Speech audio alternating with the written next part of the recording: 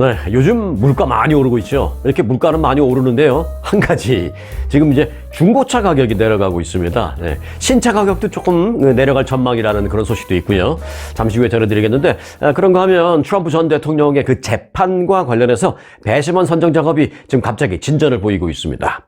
자, 그런가 하면 또 삼성그룹이 위기 극복 차원에서 그 이사급 이상, 소위 임원이라고 하잖아요. 임원, 아주 높으신 분들. 그 높으신 임원분들이 토요일이나 일요일 중에 하루를 반납하고 출근을 하기 시작했습니다. 무슨 일이 있는 걸까요? 잠시 후에 전해드리겠습니다. 자, 먼저 LA 한인타운 관련 소식부터 좀 출발을 하겠는데, LA 한인타운 한복판에 그 SM 엔터테인먼트 건물이 하나 있습니다. 뭐 아주 의리하고 크고 뭐 그런 빌딩까지는 아니고요. 그저 한 2층짜리 건물인데, 이 SM 엔터테인먼트가 그런데 그 빌딩과 관련해서 소송을 당했습니다. 그 LA 한인타운 한복판에 복합 엔터테인먼트 공간을 건축하고자 했던 그 한국의 대형 연예기획사 아시는 대로 그 SM 엔터테인먼트가 소송을 당했다라는 소식입니다. 자, 소송 내용은요, 그 SM 엔터테인먼트의 자회사 등이 한인 그 공사업체에게 약 한 $376만 이상의 공사 비용을 지급하지 않았다라는 게 골자입니다. 물론 소송을 제기한 측이 주장하는 게 $376만. LA 카운티 수피리어 법원에 그 제출되어 있는 그 소장을 보면요, 다이아몬드 바 지역, 이 다이아몬드 바라는 그 도시 이름인데, 그렇다고 뭐 거기서 뭐 땅을 캐면 다이아몬드 나오는 그런 데는 아니고요.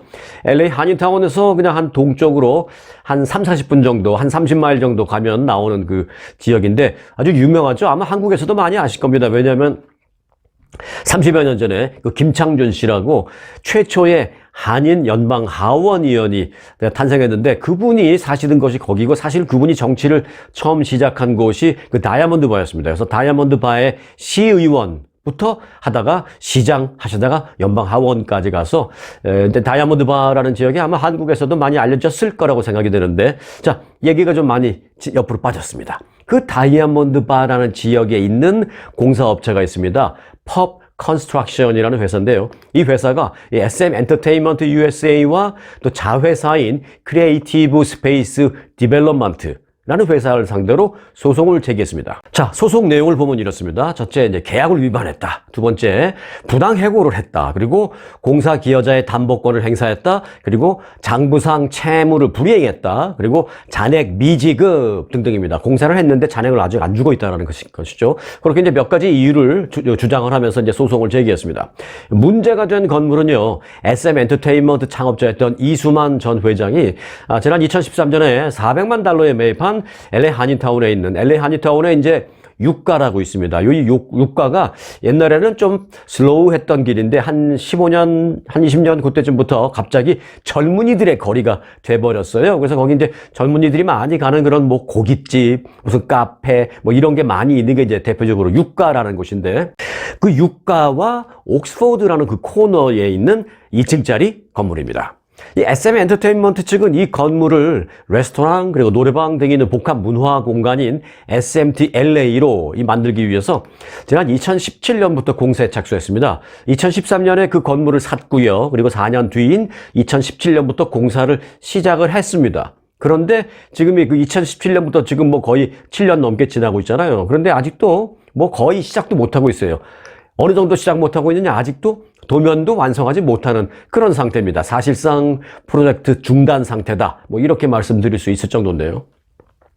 자, 소송을 제기한 원고 측은 이렇게 말했습니다. 계약 후 2023년 8월, 그러니까 작년 8월까지 시공을 위해서 자신들은 뭐 노동력도 투입했고 건축 자재, 건축 장비 등을 다 투입을 했다라면서, 하지만 SM 측은 공사 비용 지급을 거부하고 있다라고 이렇게 주장하고 있습니다.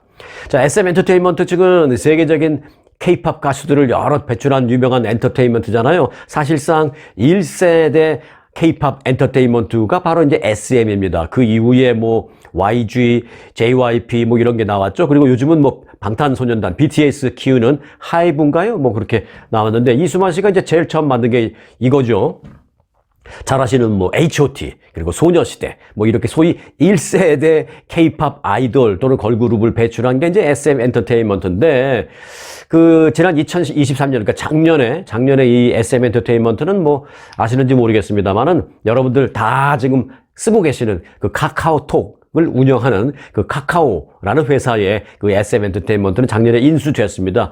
아마 그 과정에 있어서 이런 공사대금에 대한 어떤 정산이 제대로 안 된 게 아닌가, 그런 그 생각이 드는데, 그래서 이제 이번에 그 소송을 제기한 그 회사도 사실은 SM을 상대로 했지만 결국은 카카오라는 회사를 상대로 소송을 제기한 걸로 돼 있을 겁니다. 뭐 소장의 디테일한 부분은 좀 더 봐야 되겠습니다만은 어쩌면 카카오가 아니라 오리지널 SM 엔터테인먼트의 소유주인 뭐 이수만 씨 개인의 이름을 뭐 걸었다든지 뭐 그렇게 됐을 수도 있습니다. 일단 LA에 있는 SM 엔터테인먼트의 그 2층짜리 큰 건물이 소송을 당했다. 그 내용을 먼저 간단하게 전해드리겠습니다.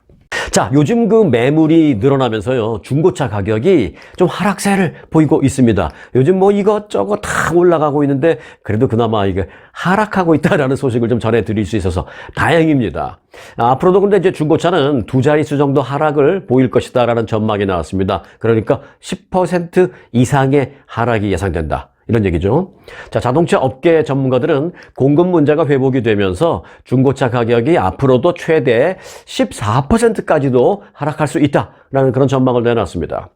온라인 자동차 거래 플랫폼의 그 최신 보고서에 따르면 인벤토리가 예상대로 이제 정상 수준으로 회복이 돼가고 있는데 완벽하게 회복이 된다라는 전제하에 추가 가격이 하락할 것이다. 그런 여지가 많다 해서 중고차 가격 그리고 더불어 나아가서 신차 가격까지도 하락할 수 있다라는 얘기입니다. 이제 올해 지금부터 시작을 해서 앞으로 한 1년, 2년 정도까지는 가격 하락이 조금씩 있을 거다라는 예상입니다. 반대로 말하면 앞으로 지금서부터 1, 2년 동안은 중고차나 신차나 가격 상승은 이제 없을 것 같다. 뭐 이런 얘기죠. 뭐 신차는 뭐 모델에 따라 좀 다를 수 있겠지만. 자, 중고차는 평균 14% 하락. 그리고 신차는 평균 7%까지 내려갈 수 있다라는 그런 전망입니다. 이 LA 한인타운에서는 이미 2, 3개월 전부터 한인들이 운영하는 그 중고차 딜러에서 중고차 가격 하락세가 시작됐습니다.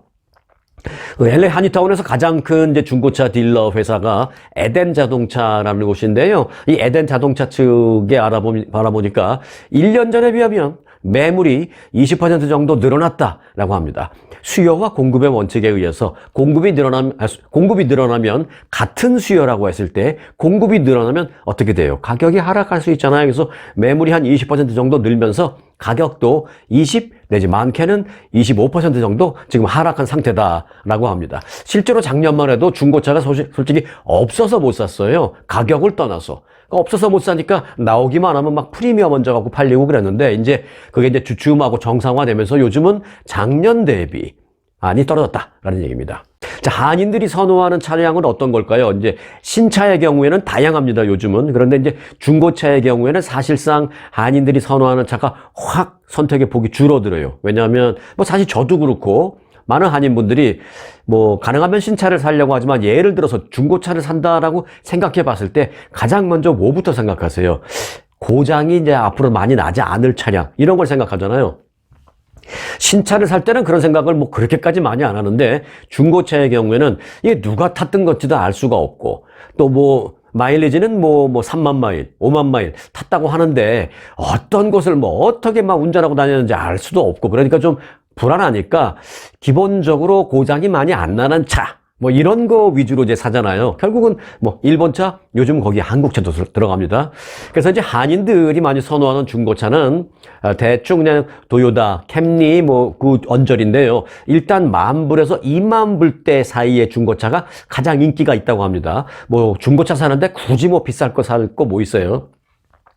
BMW 중고차 샀다가 아주 뭐 고생한 적이 있습니다. 저도. 그래서 BMW 그리고 머세디스 벤츠 이런 두 개의 차는 새 차 사는 건 오케이. 중고차는 저는 권하지 않습니다. 네. 저도 뭐 전에 머세디스 벤츠 SUV가 처음 나왔을 때 그때 M 시리즈라고 했는데 M 시리즈 와 너무 뭐 신기하고 처음 벤츠가 SUV 뭐 그래갖고 기분이 좋아서 정말 한번 산 적이 있는데요.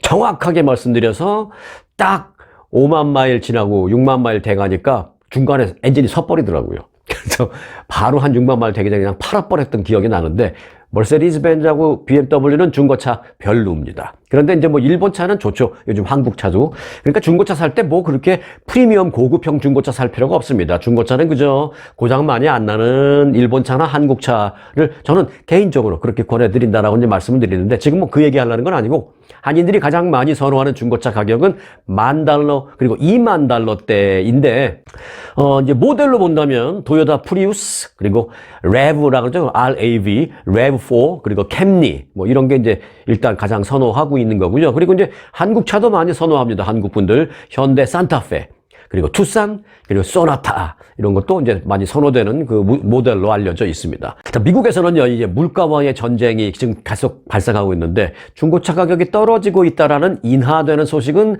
거기까지고요. 사실은 전반적으로 보면 인플레이션, 물가가 지금 뭐 거의 안 잡히고 있는 상황이잖아요. 근데 이런 그 물가와의 전쟁이 조금 더 길어질 거라는 좀 기분은 안 좋은, 답답한, 가슴이 답답한 그런 소식이 제기되고 있습니다. 자, 미국의 중앙은행인 연방준비제도, 소위 이제 연준이 2% 물가 달성이 목표다라고 계속 얘기하고 있는데, 그 목표 달성이 예상보다 오래 걸릴 것 같다라고 아예 그냥 공식적으로 그렇게 얘기했어요. 그러면서 금리 인하 시기도 늦어질 수 있다라고 밝혔습니다.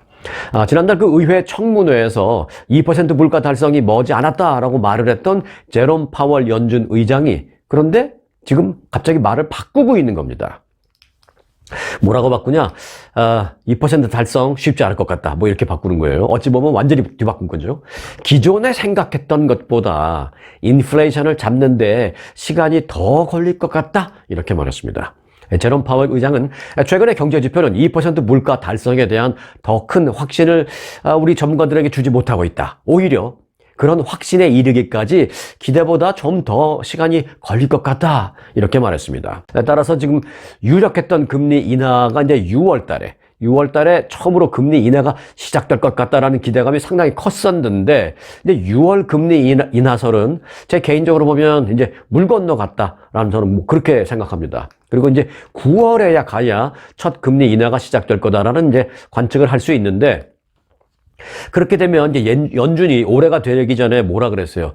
2024년이 되면 한 3차례 정도 금리 인하는 가능할 것 같다라는 예상을 했잖아요. 그런데 이제 6월 금리 인하가 물 건너갔다라는 전제하에 그러면 3차례는 그것도 역시 물 건너갔다고 볼 수밖에 없고요. 그러니까 이제 3차례가 아니고 올해 2차례.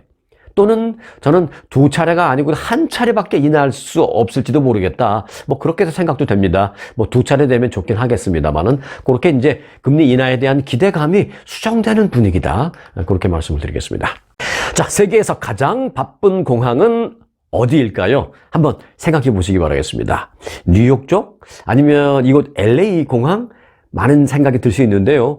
이게 이제 제가 의외라고 말씀드리면은 대부분은 공감하실 수 있겠지만, 아마 거기 사시는 분들은 아유, 뭐가 의외야, 우리는 알고 있었는데 하실 분들이 많을 거예요. 자, 세계에서 가장 바쁜 공항 1위에 선정된 공항은요, 지난해에도 그랬지만 올해 또 선정이 됐는데 어디냐면 애틀랜타에 있는 하츠필드 잭슨 국제공항입니다. 이 국제공항협의회가 발표한 전 세계 공항 이용 순위에 따르면 승객 수 전체 순위를 보면 애틀랜타에 있는 하츠필드 잭슨 공항이 1억 400만 명을 작년에 실어 날랐어요. 그래서 1위에 올랐습니다. 와, 아틀란타 공항 저도 뭐 한 번 이용해 본 적이 있습니다. 1996년도인가요? 그때 거기서 애틀란타 그 올림픽이 열릴 때 올림픽 취재하느냐고 제가 한 달 동안 거기 이제 아파트를 한 달 빌려가지고 한 달 동안 거기 먹고 자고 하면서 계속 올림픽 취재를 했던 기억이 있는데, 그때 이제 애틀랜타 공항을 한 번 이용해 본 적이 있고, 그 후로는 뭐 아직 못 가봤습니다만은 그 애틀랜타 공항이 그렇게 전 세계에서 1억 명 넘게 실어 나르는 일련의 그런 건지 몰랐습니다. 자, 그리고 2위는 아랍에미레이트의 두바이 국제공항 8,700만 명 실어 날랐고요. 그리고 텍사스주에 있는 달라스 포트워스 공항이 8,100만 명 실어 날라서 3위에 자리 잡았습니다. 그리고 이건 전 세계입니다. 런던의 히드로 국제공항이 4위, 그리고 도쿄의 하네다 국제공항 5위, 덴버 국제공항 6위, 터키의 이스탄불 국제공항 7위의 순이었습니다. 그리고 LA 국제공항이 7,505만 명의 승객을 실어 날라서 8위에 올랐습니다. 자, 그리고 이어서 9위는요, 시카고 오헤어 국제공항, 그리고 10위는 인도 뉴델리 국제공항이었습니다. 자, 이렇게 여객을 몇 명 실어나느냐, 이렇게 순위였는데, 이 여객이 아닌 화물로 본다면 그 화물 순위는 많이 바뀌는데요. 이 항공 화물 순위로 보면 1위는 홍콩 국제공항이었습니다. 그리고 2위는 멤피스, 그리고 3위는 상하이, 그리고 4위는 앵커리지 국제공항 순이었습니다. 그리고 이제 한국 인천국제공항이요, 항공 화물로만 봤을 때는 전 세계 5위에 올랐다라는 소식입니다. 명품 유럽, 아주유럽의 품격이 더욱 높아졌습니다. 영국, 프랑스, 스위스, 이태리, 바티칸의 네덜란드와 독일까지 US 아주투어만의 서유럽 7개국 13일. 일정이 다르면 여행의 품격이 다릅니다. 투어업계 유일하게 박평식 대표가 현지에서 직접 설계한 40년 노하우가 담긴 아주 좋은 아주 유럽. 고객 만족도 전매주 1위. 1등 회사 US 아주투어와 함께하세요. 아주 좋은 아주투어. 한국 쪽에서 들어온 소식입니다. 자, 이슬람권을 중심으로 해서 한국 사람인데요. 유튜브 구독자가 무려 550만 명을 보유한 사람이 있습니다. 한국 사람인데 이제 이슬람 교도예요. 그러니까 이제 무슬림이죠. 그래서 이제 그런 컨텐츠를 갖고 하는데 구독자가 550만 명. 대부분 이제 이슬람권 지역에 있는 사람들이 많이 구독을 했죠. 그래서 이제 한국인 무슬림 그 유튜버가 인천에 이슬람 대형 사원을 짓겠다라는 계획을 밝히자 인근 주민들이 크게 지금 반발하면서 문제가 되고 있습니다.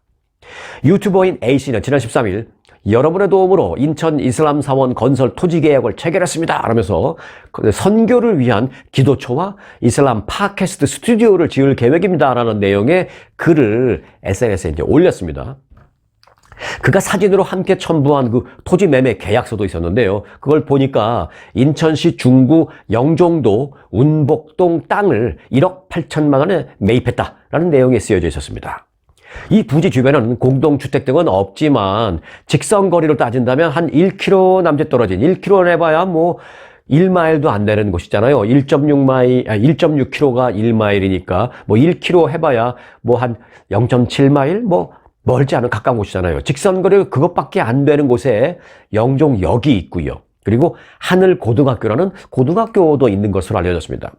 이 같은 사실이 알려지자 지역 온라인 커뮤니티에서는 이슬람 사원 건립에 반대하는 글들이 올라오는 등 논란이 지금 그 지역에서 확산되고 있습니다.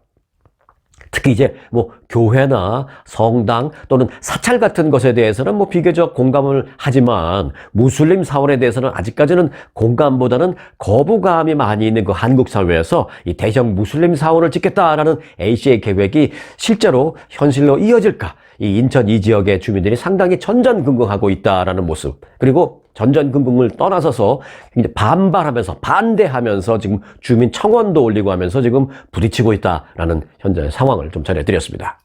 자, 뭐 이슬람 얘기가 나온 김에 그러면 이스라엘 소식 좀 정리를 하고 가겠습니다. 자, 베냐민 네탄야후 이스라엘 총리가 이렇게 말했습니다. 이란에 대한 보복 공격 우리는 할 것이다. 그러면서 어떻게 하느냐? 우리 이스라엘이 주체적으로 결정할 것이다. 라는 그런 의지를 밝혔습니다. 그런 말을 한 것입니다. 네탄야후 총리는 그 이스라엘을 방문한 영국과 독일의 그 외무장관 등과 잇따라 그 회담을 가진 뒤에 그런 말을 했습니다. 그 안에서 어떤 내용이 왔는지 어떤 대화가 있었는지를 우리가 좀 알 수 있는 것이죠.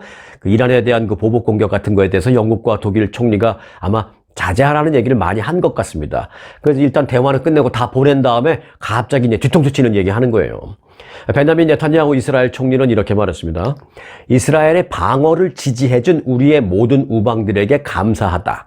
그들은 온갖 제안과 조언을 해줬는데 그 역시 감사하다라고 말했습니다. 그러면서 그 뒤에 이 한국말은 끝까지 들어봐야 된다 뭐 이런 얘기가 있습니다만은 네탄야후 총리의 말이야말로 끝까지 들어봐야 됩니다. 뒤에 무슨 말을 했느냐?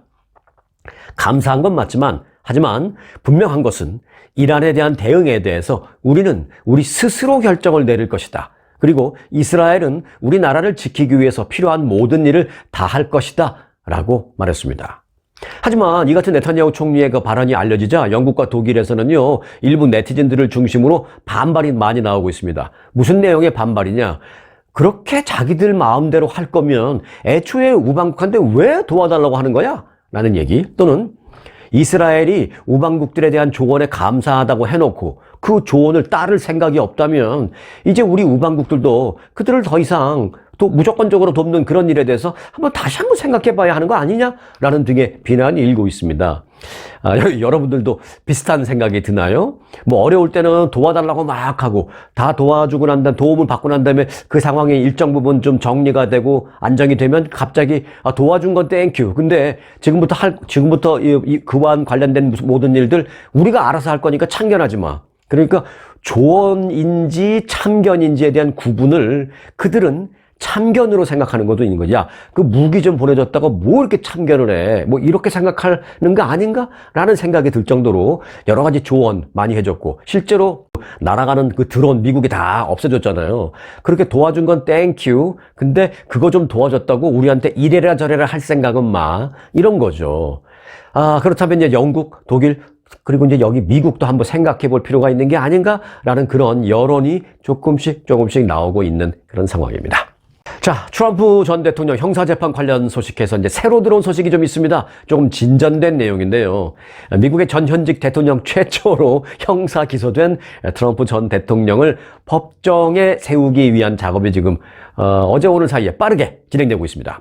배심원이 모두 18명이 필요합니다. 12명은 정식 배심원, 그리고 6명은 후보로서 이제 기다리고 있다가 12명 중에서 무슨 일이 있어서 빠지거나 탈락되거나 뭐 그렇게 되면은 6명 중에서 후보 중에서 이제 누가 대체가 됩니다. 그래서 재판에 들어가는 배심원은 12명인데 모두 최종적으로 선정하는 배심원은 18명입니다. 자, 18명의 배심원 가운데 7명의 배심원 선정이 지금 마무리됐다라는 소식입니다. 그러면서 이 같은 속도라면 빠르면 다음 주 초에 본격적인 재판이 시작될 수 있을 것으로 전망됩니다.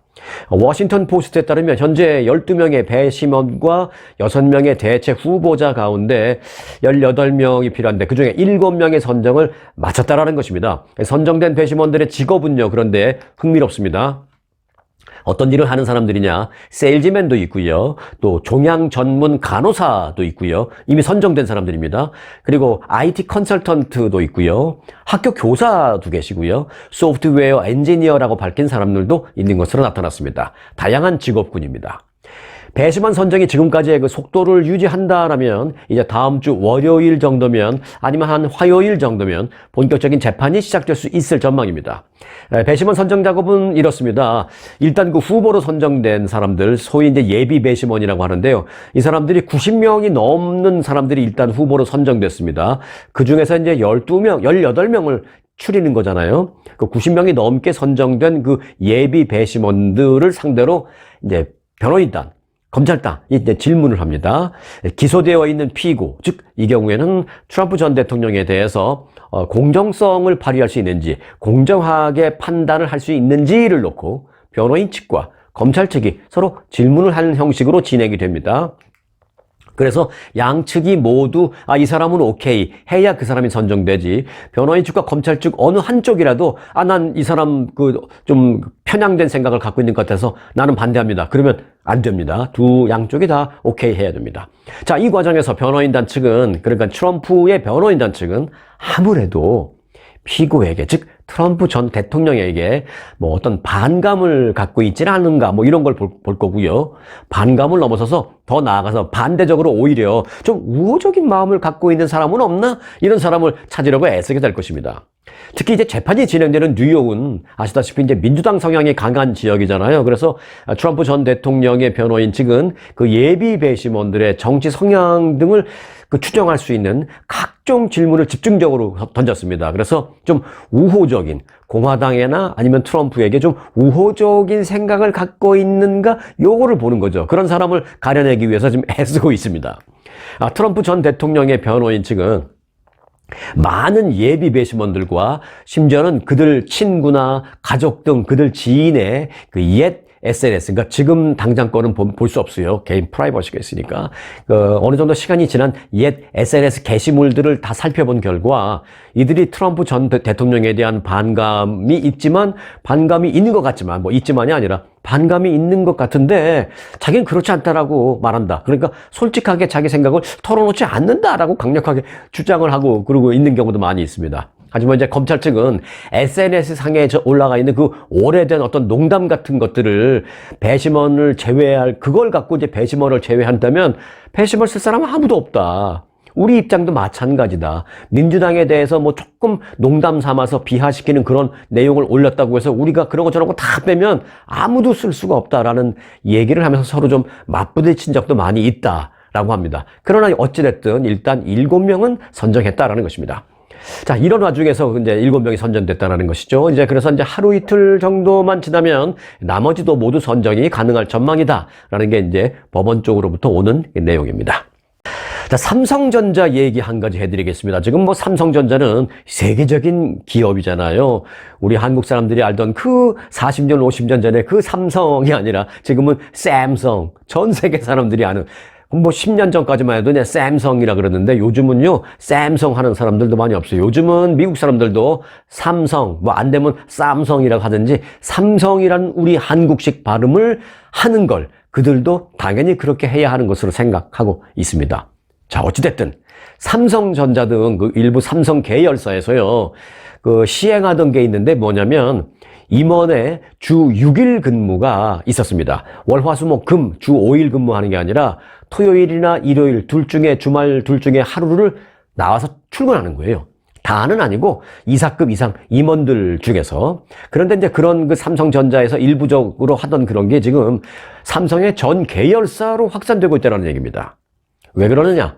삼성이 지금 이제 글로벌 경제 침체, 또 여러 가지 그 뭐 경쟁이 붙고 여러 가지 위협적인 그런 그 경제적으로 위협적인 상황이 많이 발생하고, 또 우리가 한 단계 더 점프업 하기 위해서는 뛰어넘어야 할 게 많은데 지금 이대로는 안 된다라는 그런 어떤 위기 극복 차원입니다. 위기 극복 차원으로 토요일, 일요일 둘 중에 하나 나와. 뭐 다는 아니고 임원들. 뭐 그게 이제 그런데 삼성전자뿐만 아니라 이게 점점 퍼지고 있다는 얘기죠. 자, 삼성전자에서는 일단 개발, 지원 등의 일부 부서 임원들이 주 6일 근무를 얼마 전부터 하고 있었습니다. 그런데 이게 삼성전자뿐만이 아니라 삼성전기, 또 삼성 SDI, 삼성 SDS, 그리고 삼성 디스플레이 등 사실은 지금 말씀드린 이 계열사들이 사실은 다 삼성전자 계열사입니다. 전자 관련된 계열사입니다. 이런 전자 관계사들이 이에 모두 동참하는 그런 움직임을 보이고 있습니다. 다만 삼성그룹 차원에서 주 6일 근무에 어떤 지침을 내리지는 그런 건 아니고요. 각 계열사에서 위기 극복 차원에서 자발적으로 이렇게 동참하면서 이게 확산되는 그런 분위기입니다. 해당 계열사의 임원들은요, 빠르면 이번 주말부터 주말에 이틀 중에 하루는 출근해서 근무할 예정인 것으로 알려졌습니다. 높으신 분들 먼저. 그런데 어때요? 내 부서에 우리 이사님이, 우리 부서장님이, 뭐 상무님이 토요일 날 출근, 하루 종일 나와서 출근한다는데 그 밑에 직원들이 과연 가만히 있을 수 있을까요? 사실 직원들이 끝까지 가만히 버티고, 아유, 나 안 나갈 거야. 버티고 이사님 혼자 나와서 혼자 하루 종일 책상에 앉아서 뭐 할 건데.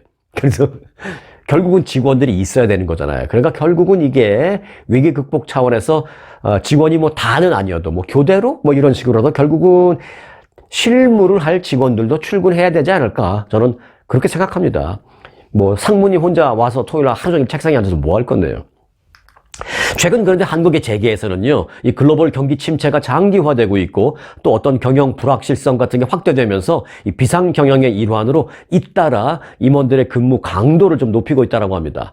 또 다른 예로는 올해 들어서 그 SK그룹은요, 주 5일 근무제도를 도입을 하고 있는데, 주 6일 근무제도를 또 하고 다른 일도 하고 있는데, 예를 들어서 SK그룹 같은 경우에는 2000년 7월, 2000년 7월이니까 24년 됐죠, 벌써? 네, 24년 전인 2000년도에 주 5일 근무제를 도입해서 그때부터 지금까지 24년 동안 계속 주 5일 근무를 하고 있습니다. 그런데 이 주요 경영진이 참석한 토요일 회의가 그 전에는 있었는데, 6일 근무할 때는 토요일마다 주요 경영진 회의가 있었는데, 주 5일 근무를 하면서 24년 전에 그걸 폐지시켰습니다. 토요일날 다 노니까. 그런데 24년 만에 SK그룹은 주요 경영진 토요 회의를 다시 부활시켰답니다. 그래서 SK의 다는 아니고 주요 경영진들 되시는 분들은 토요일날 골프 못 치고 나와서 이 회의를 하고 있다라는 얘기입니다. SK, 지금 삼성 위기 극복 차원에서 이렇게 비상 경영 체제에 들어갔다라는 얘기. 한편으로 보면 그만큼 이 회사들이 어려움과 걱정인데라는 생각도 들기도 하다가 또 한편으로는 그래 필요할 때 이렇게 서로 희생하면서 뭐 골프 칠 거 하루 희생하고 뭐 좀 놀 거 하루 희생하고 이렇게 희생하면서 우리 대한민국이 여기까지 왔구나. 그래 이렇게 주 5일에서 주 6일 간다면 이 주 6일째가 앞으로 계속 가는 건 아니어도 또 어느 정도 다시 점프업 할 수 있는 기반을 만들 때까지는 뭐 그렇게 해서라도 우리 대한민국이 다시 좀 강한 그런 경제적인 체력을 갖는데 도움이 됐으면 좋겠다라는 생각을 사실 멀리서나마 내심하는 것도 솔직한 심정입니다. 주 6일이 계속되지 않고 빨리 경영 정상화가 됐으면 좋겠습니다. 자, 이어서 보너스 뉴스 전해드리겠습니다. 오늘 보너스 뉴스의 제목은 이렇습니다. 조금 저도 제목을 지어놓고 100% 딱 마음에 들진 않고 조금 찜찜한 기운은 있는데 좀 양해해 주실 것으로 믿고 한번 말씀드리겠습니다. 자, 오늘 보너스 뉴스의 제목은 이겁니다. 중국은 못 말려 입니다. 네. 중국에서는요, 이런 일이 있었습니다. 지난 주말 중국 베이징 하프 마라톤 대회, 마라톤 거리에 반만 뛰는 거죠. 하프 마라톤 대회에서 뛰었던 그 케냐 선수가 우리는 중국 선수의 우승을 위해서 고용된 사람이었다라면서 승부 조작 사실을 사실상 실토했습니다. 케냐 선수인 윌리 응난가트라는 선수는요, 이 BBC 스포츠 아프리카와 인터뷰에서 중국 선수인 허재라는 선수가 1시간 2분 33초에 중국 해프 마라톤 신기록을 깨는 데에 도움을 주기 위해서 자신을 포함해서 이 4명의 주자가 계약을 맺었던 것이다라고 말했습니다. 케냐의 응난가트 선수와 또 로버트 키타어라는 선수, 그리고 에디오파의 데제네 비킬라라는 선수 등은 나란히 이 허재라는 선수보다 딱 1초 뒤에 들어왔습니다. 사실은 이 아프리카 선수들이 결승선 바로 앞에 놓고 결승선을 당장 통과할 수 있는 바로 앞에 결승선 거의 다 왔습니다. 3명의 아프리카 선수들이. 그런데 이 선수들 결승선이 바로 앞에 있자 갑자기 속도를 탁 늦추더니 자꾸 뒤를 쳐다봅니다. 뒤를 쳐다보니까 저 뒤에 허재 중국 선수가 있거든요. 그러니까 빨리 앞으로 오라고 이렇게 손짓까지 해요. 그러니까 그것을 본 허재 선수가 조금 더 힘을 내죠. 뭐 그때 뭐 힘이 얼마나 남았겠습니다만은 그래도 더 온 힘을 내서 조금 속도를 내기 시작합니다. 그러자 이 아프리카에서 온 3명의 선수들은 속도를 더 줄입니다. 조금씩. 그러니까 격차가 조금씩 줄어들겠죠? 그러니까 중국의 허재 선수가 결국은 이제 앞으로 나서기 시작했습니다. 그리고 이제 바로 앞에 결승선이 있으니까 그 결승선을 그렇게 중국의 선수가 1등으로 통과했습니다. 그리고 이 아프리카 선수들은 바로 그 뒤에서 1초 뒤로 공동 2위로 통과한 겁니다. 이걸 본 모든 사람들이 야, 이거 완전히 승부 조작인데 말도 안 되는 건다라고 다 생각했습니다. 당시 아프리카 선수들은 말씀드린 대로 결승선 앞에서 이렇게 빨리 가라고 손짓도 하고 속도를 늦추고 이런 걸 보고 누가 그걸 모르겠습니까? 승부 조작 논란이 바로 일었습니다. 바로 이제 발생했습니다. 그 아프리카의 그 응난가트 선수의 그 주장은요, 자신들이 그런데 그때 선수로 출전한 게 아니라 페이스메이커였다라는 그런 말을 하고 있습니다. 그러니까 나는 승부 조작 그런 게 아닙니다. 내가 선수로 나갔다면 뭐 승부 조작일 수도 있겠지만 난 선수로 나간 게 아니라 중국 선수의 페이스를 맞춰주고 그 선수를 더 기록을 내주기 위해서 그래서 고용된 거였습니다. 라는 얘기예요. 그러면서 그는 이렇게 말합니다. 나는 그 선수와 승부를 겨루러 베이징에 간 것이 아니다. 페이스메이커였는데 대회 주최 측이 왜 그 내 몸에 페이스메이커라는 그런 표시를 붙여주지 않고 이름과 숫자를 선수와 똑같이 붙었는지 모르겠다? 라고 말하고 있습니다. 그러니까 이건 어찌 보면 이 사람 말도 반은 믿을 수 있고 반은 좀 못 믿겠다라는 생각도 들어요. 만약에 자신이 주장하는 게 맞다면 이 선수는 승부 조작 논란에서는 비껴질 수 있죠. 그런데 그 승부 조작 논란에서 비껴지기 위해서 난 선수로 온 게 아니야. 뭐 이런 말을 할 수도 있죠. 선수로 등록을 하고 선수 유니폼을 입고 뛰었지만 중국 선수가 우승할 수 있게 만들어주면 얼마 줄게. 이렇게 계약을 했는데 나중에 이게 문제가 될 것 같으니까 겁이 나서 나는 그 선수를 앞으로 밀어주긴 했지만 나는 선수가 아니었어요. 그러니까 승부 조작이라는 얘기는 나한테 하지 말아주세요. 겁이 나서 그럴 수도 있고요. 자, 이번 사안을 조사 중인 중국 육상협회는 중국 내 마라톤의 폭발적인 인기가 문제점을 노출하고 있는 것이다라는 그런 말을 했습니다. 이것도 무슨 얘기야? 중국에서 마라톤이 인기를 끌고 있다는 것도 처음 들어보고 있는데, 아니 마라톤이 인기를 끌고 있으면 더 멋진 경기를 해야지. 근데 뭐 이게 무슨 소리야 도대체? 네, 스토리는 이렇습니다. 최근 들어서 이 마라톤이요, 중국의 그 중산층을 중심으로 큰 인기를 끌고 있다고 합니다. 한국도 그렇습니다만은 중국 같은 경우에 뭐 한국, 중국 마찬가지라고 봐야죠. 뭐가 하나 인기를 끄면 갑자기 급속도 그냥 온 국민들이 다 그거 하잖아요. 중국은 더 심하다고 합니다. 특히 그런데 중국은 또 이 뭐 계급 비슷하게 이게 나눠져 가지고 서민들은 꿈도 못 꾸는데 나름대로 먹고 살만하다는 중국의 중산층들은 요즘 본인들이 먹고 살만하다는 것을 뭐 과시라도 하듯이 마라톤을 하는 걸 또 그렇게 좋아하고 또 마라톤 자기가 열심히 운동한다고 또 잘난 척도 하고 많이 그렇다고 합니다. 그래서 이제 중국에서 이제 마라톤에 대한 인기가 크게 올라가서 그런 일이 발생했다고 합니다. 이 급속한 대중화 문제 때문에 대중화되는 그 과정에, 그게 너무 급속히 그렇게 되는 과정에 도덕적인 해이하는 그런 도덕적 해이가 커지면서 문제가 있다는 것입니다. 실제로요, 지난 2018년 선전에서 개최된 그 해프 마라톤 대회가 있었는데 여기서는 정규 코스를 몰래 벗어나서 지름길로 그냥 달려버리는 그런 부정행위를, 말도 안 되는 후진국성 부정행위지, 이게 말도 안 되는 그런 부정행위를 하는 참가자 무려 200여 명이 무더기로 적발되기도 했습니다. 어떤 한두 사람이 그런 것도 아니고요. 쟤하니까 나도 막 다 그렇게 숏컷, 말도 안 되는 정규 코스가 아닌 지름길로 막 가는, 이게 말이나 되냐고요. 말이 안 되는 거죠. 모두가 지켜보고 있는데 그런 걸 할 수 있다는 것은 수준이, 정신적인 어떤 문화적인 사회적인 인식과 수준이 조금 되돌아올 필요가 있는 그런 상황이다라는 말씀을 드립니다. 그런 선수가 200명이 그렇게 지름길로 가다가 적발된 적도 있었어요. 그런데 이번에는 승부조작 논란이 있었는데 그런 일이 중국에서 있었다. 그리고 중국에서 이게 무슨 일인지 모르지만 갑자기 또 요즘 마라톤을 그렇게 많이 한다. 여기까지만 알아놓으시면 되겠습니다. 자, 오늘 그 보도스 뉴스의 제목처럼 정말 중국은 못 말려, 짱구는 못 말려가 아니라, 그거 옛날에 그 만화 영화 제목이었죠? 중국은 못 말려. 라는 생각이 제가 개인적으로 들어서 잠시 전해드렸습니다. 자, 오늘 영상 여기까지입니다. 도움이 되셨길 바라면서요, 언제나 스토리가 있는 뉴스, 송앵커의 스토리 뉴스 마칩니다.